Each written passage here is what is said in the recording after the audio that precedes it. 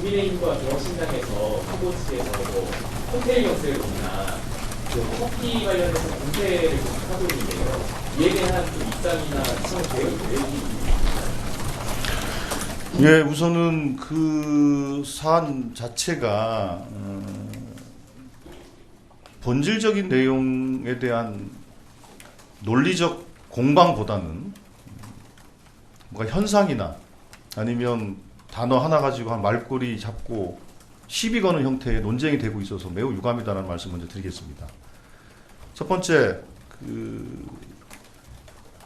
그러니까 돈의 흐름에 따라서 시장에 돈이 투입이 되면서 시장 순환이 어떻게 활발히 진행이 되고 소비를 촉진하고 하면서 그러니까 소비자들의 후생에 어떻게 기여할 것인가, 이런 측면의 예시나 그런 논리들에 대해서 그런 단어 하나 가지고 비아냥거리는 그런 식의 태도라고 한다면 그 어떤 경제정책 가지고 우리가 논의를 할 수 있겠습니까? 그거는 단어 하나 말꼬리 가지고 시비 거는 전형적인 시비 정치다, 이렇게밖에 이해할 수가 없고요.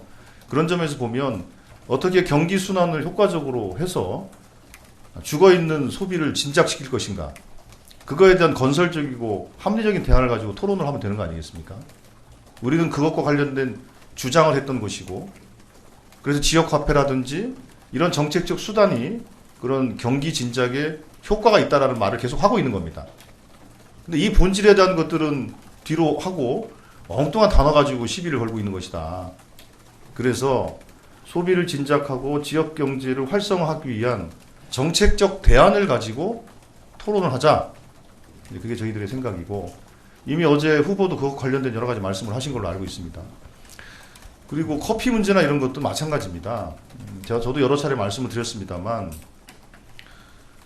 지저분하게 관리되던 경기도 일대 여러 계곡들을 잘 정비하고, 보다 그 영업하시는 분들도 영업을 조금 더 편리하게 할 수 있는 상황들에 대해서 거기 있는 상인들과 토론을 쭉 진행했던 것이고, 토론 과정 속에서 나왔던 여러 가지 얘기들이에요.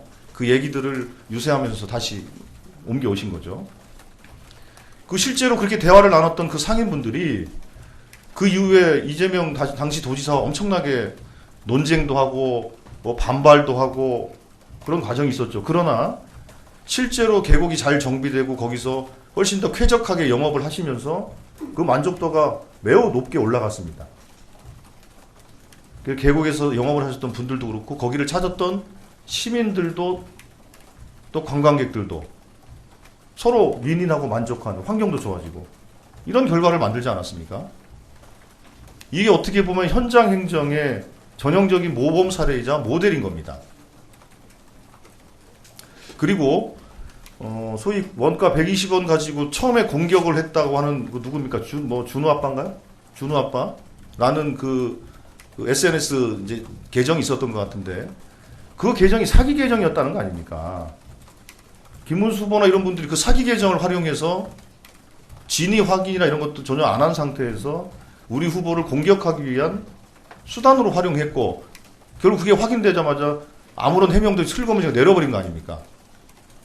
어떤 비판을 하려면 비판의 논점이 무엇인지, 비판의 수단이 정당한지에 대해서 철저하게 검증하고 확인하면서 해야 될 것 같고, 이런 게 안 되면 이게 다 그냥 저열한 정치 공세로 이해할 수밖에 없는 겁니다. 정책 논쟁은 정책 논쟁대로 좀 품위 있게 합시다. 좀 저열한 정치 공세로 정책 논쟁의 수준을 좀 떨어지지 말고, 그게 저희들의 생각입니다. 예.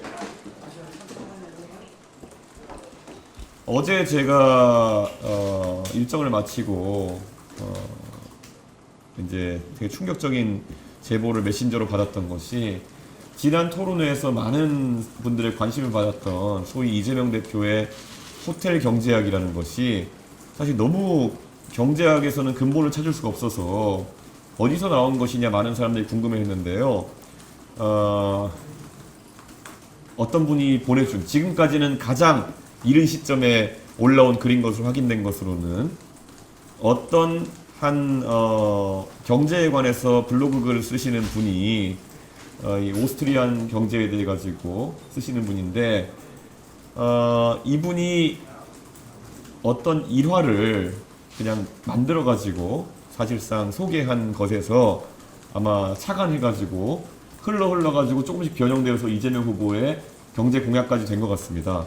그런데 그 내용을 보면 충격적인 게 애초에 좀 조롱조의 이야기로서 역설이라고 하죠. 패러독스라고 하죠. 그런 것을 설명하기 위해서 만든 그 밈 같은 거거든요, 인터넷. 근데 이런 것을 이재명 후보 측이 2014년에 다른 어떤 사람의 제안을 듣고 그대로 지금 국민들에게 발표하는 상황에 이른 겁니다.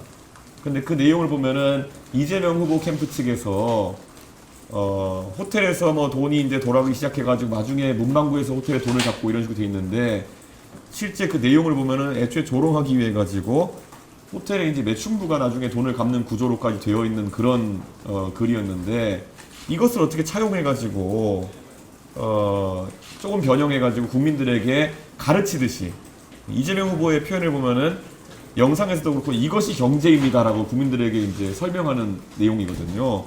저는 이해가 되지 않습니다. 그렇기 때문에 이런 제가 괴짜 경제학이라고 몇 번 묘사하기도 했는데 괴짜 경제학도 아니고 이거는 거의 인터넷에서 퍼온 그냥 역설을 대한민국 국민들에게 경제 정책이라고 제시한 이재명 후보는 무지함을 책임지고 좀 사과해야 된다 이런 생각입니다.